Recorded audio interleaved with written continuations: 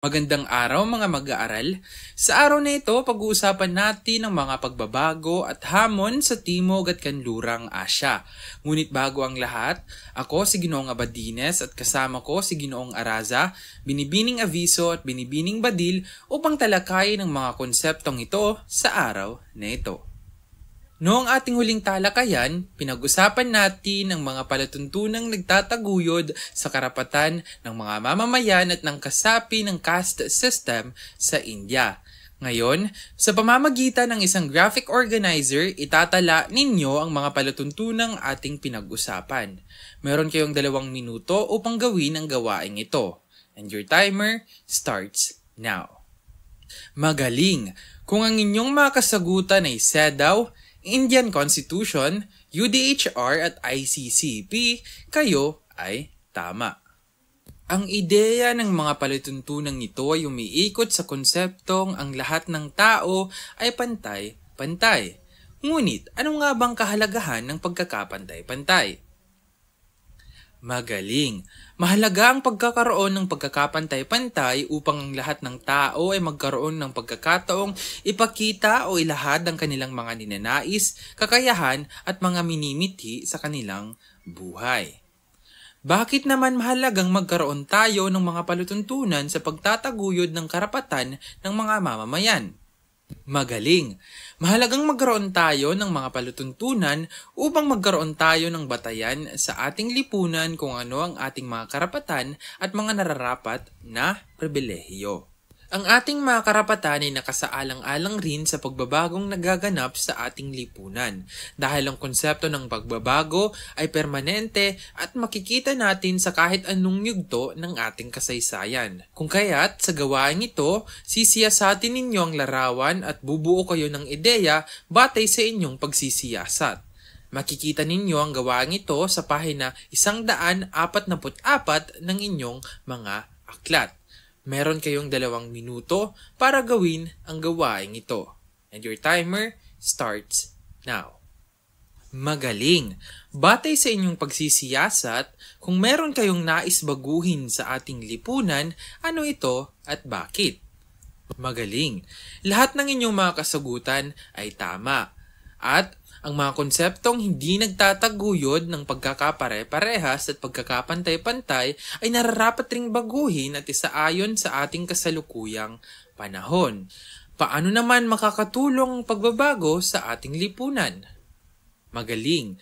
Kung inyong kasagutan ay kahalintulad nito, kayo ay tama.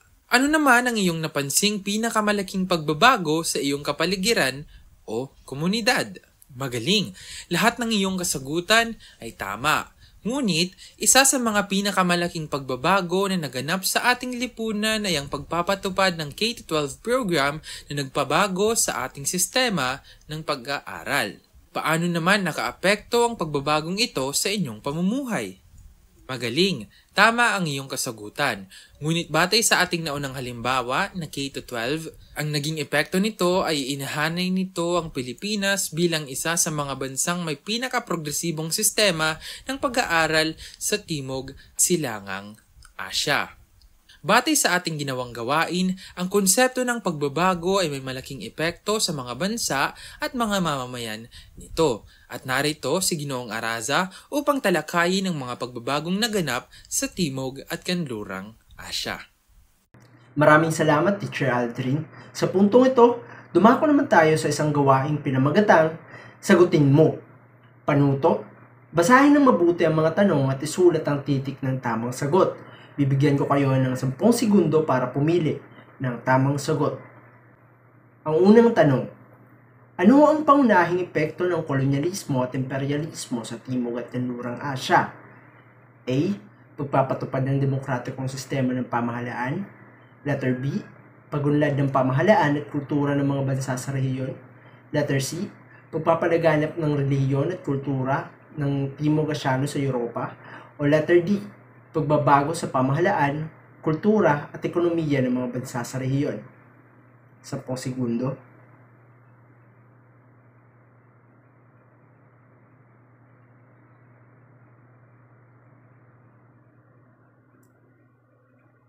Okay? Kung ang inyong sagot ay letter D, Kayo ay tama. Sa kabuuan, ang kolonyalismo at imperialismo ay nagdulot ng malawakang mga pagbabago sa mga bansa sa Timog at Kanlurang Asya. Hindi lamang sa larangan ng pamahalaan, kultura at ekonomiya, kundi maging sa buhay at pagkakakilanlan ng mga lokal na komunidad. Ang mga epekto nito ay patuloy na nakakaapekto sa mga bansa sa rehiyon hanggang sa kasalukuyan. Ngayon, dumako naman tayo sa pangalawang tanong. Ano ang naging epekto ng globalisasyon sa ekonomiya ng mga bansa sa Timog Asya? Letter A, pag-usbong ng tradisyonal na kalakalan at industriya. Letter B, pagsunod sa mga batayang patakaran ng United Nations. Letter C, pagkakaroon ng impluwensya mula sa mga bansang Europeo. O letter D, pagpapadali ng pagpapalitan ng produkto, ideya at kultura sa buong mundo. 10 segundo.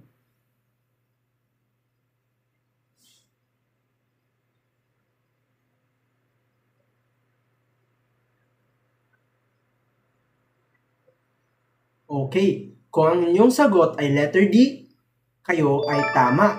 Sa kabuuan, ang globalisasyon ay nagdala ng mga oportunidad at hamon sa ekonomiya ng mga bansa sa Timog Asya. Samantalang nagdulot ito ng mas maraming posibilidad para sa pag-unlad at paglago, kinakailangan din ng mga pamahalaan at sektor ng negosyo na pangalagaan ang kapakanan ng kanilang mamamayan at tiyakin ang patas at maayos na distribusyon ng benepisyo ng globalisasyon. Okay, dumako naman tayo sa pangatlong katanungan. Kailan nabuo ang UAE mula sa 7 maliliit na emirata na nagsama-sama? Letter A, 1971. Letter B, 1972. Letter C, 1973. O letter D, 1974. 10 segundo.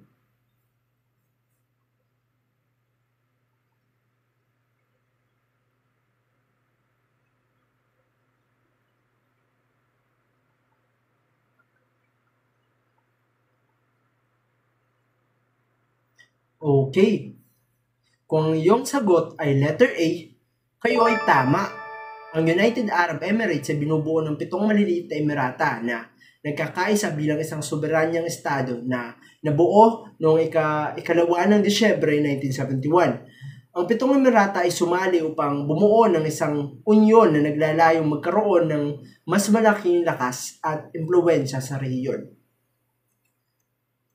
Dumako naman tayo sa pang-apat na tanong.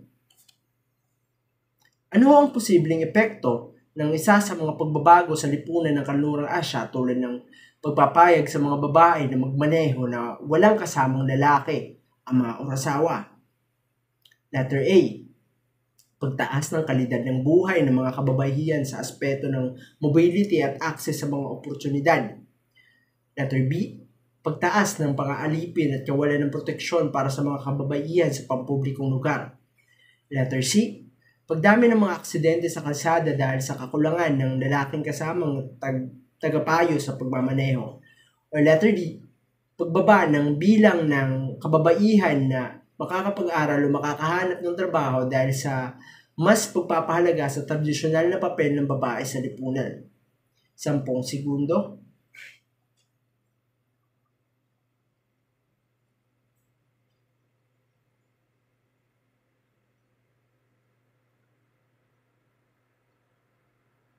Okay, kung ang iyong sagot ay letter A, kayo ay tama. Sa pagtaas ng kalidad ng buhay ng mga kababaihan sa aspeto ng mobility at access sa mga oportunidad ang tamang sagot. Pumunta naman tayo sa panglimang katanungan. Sino si Malala Yousafzai? At ano ang kanyang katangian bilang isang Asyano?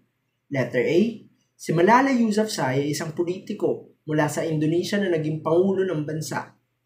Letter B, si Malala Yousafzai ay isang aktres mula sa India na naging bida sa maraming palabas. Letter C, si Malala Yousafzai ay isang kilalang manunulat mula sa China na nakatanggap ng Nobel Peace Prize.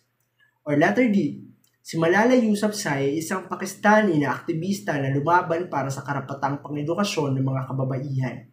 10 segundo.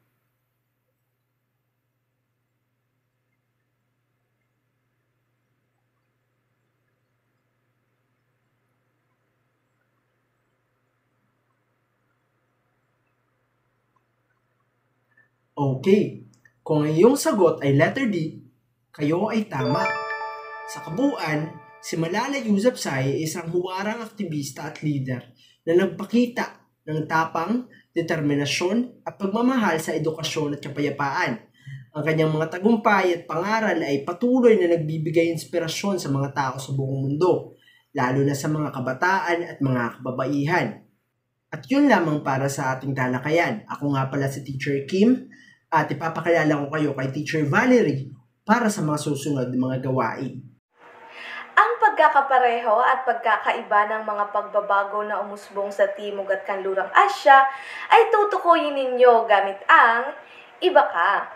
Isusulat ninyo ang mga pagbabago na naganap sa mga rehiyong ito. Sa kaliwang bahagi, isulat ang mga pagbabago sa kanluran. Sa kanan naman, isulat ang mga pagbabago sa Timog Asya. At sa gitna, isulat ang mga pagbabago na pareho sa dalawang rehiyon gamit ang isang buong papel. Ang kasagutan ay matatagpuan sa pahina 145 hanggang 149. Bibigyan ko lamang kayo ng 5 minuto upang gawin ito. Naiintindihan ba? Ang inyong 5 minuto ay magsisimula na. Tapos na ang inyong 5 minuto. Kung ang inyong sagot ay kahalintulad nito, kayo ay tama. Bilang pinag-uusapan natin ang tungkol sa pagbabago sa mga rehiyong ito, palitan natin ang ating focus tungo sa mga obserbasyon ninyo. Bilang isang mag-aaral, ano-anong mga pagbabago ang iyong napansin sa loob ng iyong silid-aralan? Tama! Ano naman ang mga pagbabago na naganap sa iyong komunidad? Magaling! Maraming salamat, Binibining Valerie. Ngayon, gawin natin ang Super Binibining Asyano. Para sa gawain ito, babasahin ninyo ang talambuhay ni Malala Yousafzai na mababasa sa inyong mga aklat mula pahina 150E hanggang 150F. O maaari ninyong iscan ang QR code na makikita sa inyong mga screen upang mapunta kayo sa isang YouTube video kung saan pinapaliwanag dito ang talambuhay ni Malala Yousafzai. Pagkatapos ninyong panoorin o basahin ang talambuhay, ay sasagutan ninyo ang pamprosesong tanong. Ang pamprosesong tanong ay, sino si Malala Yousafzai at bakit sa tingin ninyo matuturing siyang isang super binibining Asyano? Kung ang iyong sagot ay dahil siya ay isang matapang na babae na ipinaglaban ang pagtataguyod ng reforma ng edukasyon at karapatang pantao, ay tama ang iyong sagot. Magaling!